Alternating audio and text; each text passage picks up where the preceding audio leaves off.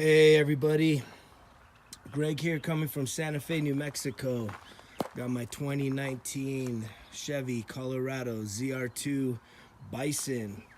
Today's a super exciting day. Took the time yesterday to install the AEV Fairlead. I'm pretty sure this is one of the first prototype ones into the hands of a private owner. They reached out to me and sold me this to test fit it. The bigger question has been what winches to use and how it mounts into here. So I want to give us a little technical video. Thus far, the bigger name that's been out there has been the Warn XPS 9.5. I started doing my own research, looking at the schematics on the Warn and hearing that ComeUP actually had one for use with the Bison front bumper specifically. This doesn't have a universal fit as most other aftermarket bumpers. It's a foot forward mount. It's a very tight compartment in here. So AEV, I think, was really limited as to what could actually fit in this tight space. I think GM engineers really gave them a challenge piece to design something that was very functional and still fit. And so I just put back in the little plastic air scoop in there. I know that's one of the bigger concerns with GM is overheating, especially on the gas models, and not really putting anything in this space that most enthusiasts throw the light bar in there. I'm tempted to do that, but for this video's sake, I'm just letting you know that I found a second solution, which is the ComeUP winch. It's the DV9S. It's a slim model. Again, it's fitting in here like a gem. The cool thing with our setup is you have to clock the clutch underneath, and we have the little cutout on our front. It's actually called skid 1B. There's a cutout here to gain access, easy access to being able to mess with that clutch there. The way that this works is this Fairlead literally just drops in, and AEV provides two extended length bolts that bolt into the base here. If you're familiar with winches, they all come with a little square nut that fits inside of this area in here, and that keeps it, that's what allows it to lock in there. So you still use the factory, the square nuts with this large bolt. Now where it got a little different was on this lower section. They sent me a threaded stud that I then put into the square nut, and a nut, a locking nut on the outside here that locked into that stud. So again, it was one stud, and I'll put up a picture. It was a stud that goes into the locking square nut, and then a locking nut attaching that piece. And that's on both sides here, and then you got your top longer bolts, and this sucker is secure. The other cool thing that AEV does, and they're just an amazing company, is they have a custom mount for our control box here. So as you can see, ComeUP winch control box. The mount, this box got mounted on top of here. It has a third location mount at the bottom in between our air box. The one thing that I had to do with locating the control box in this location was I had to rewire the wires that come out of the factory on this control box, and that's going to be true with either the Warn option or this ComeUP option. The factory wires are not long enough, other than I have my power running alongside here into the positive, and I have my negative running from right here, feeding it in through a few little holes that pop out through here and up into the engine bay as such. I'll get under here to give you the under view for what's going on.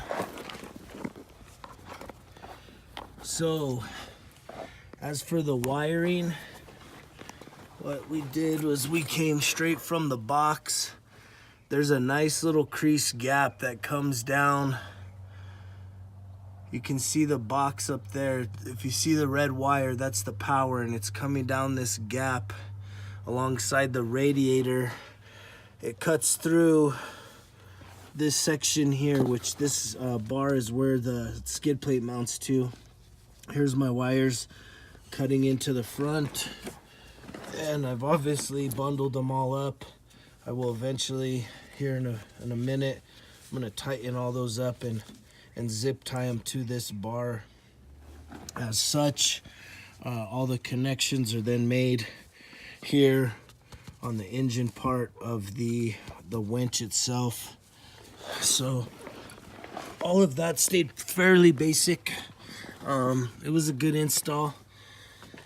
There was, again, a little bit of wiring. So if you're not too familiar with wiring, you definitely need some wire crimps. You're gonna need some 18 gauge. I had to extend.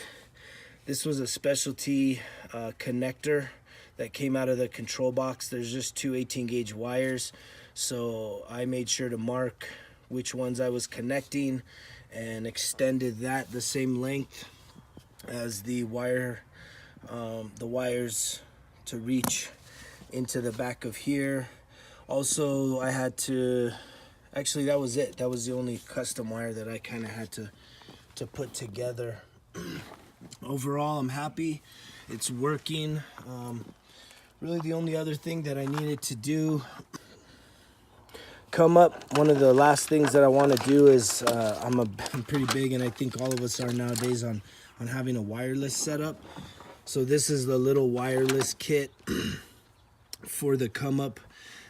This basically ties in here, this little box. I'm gonna probably land up mounting right here on this plastic piece. It doesn't weigh a whole lot, so I think if I can just somehow mount it right in here out of the way, I can plug in to my control box and then wire everything else also along this radiator line into the positive and negative connectors there. As far as pricing goes, I really love the fact that ComeUP is anywhere from $400 to $700 cheaper than the Warren option. I think ComeUP, from everything I've read, is a reputable brand. They have really put a lot of engineering and innovation into their product. This is definitely not a cheap product by any means, but it is more cost effective than the Warren brand. So I think the ComeUP right now has a deal. It's about $900.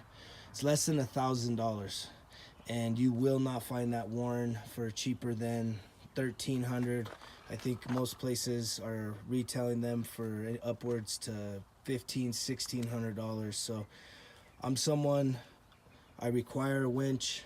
Recovery is a huge part of my off-roading, but I hate to invest so much of my mod dollars into essentially what is a paperweight at the front of my bumper. It's something that you never want to have to use it, but when you need it, you're going to always love it. And I'm grateful for ComeUP having a product that fit in there. And so this is kind of a first look at the fact that it does fit in there. You saw me plug in this air piece. As long as that goes in there, everything else plugs in onto the front. I have the low bar and the other things, so it looks like we're gonna be ready to rock and roll. Probably put it to the test today. So again, thanks for watching the video. Don't ever hesitate to hit me up with questions on installation.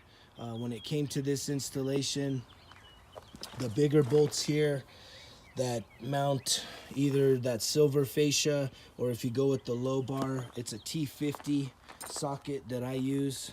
Tools needed. Usually the first thing to take off is these fascia, basically star bolts, but they use a T50. I got this at Lowe's. It was in one of their specialty drawers. I got the TT50. It fits in there perfect. You're also gonna need, this is used quite a bit too, is the T30.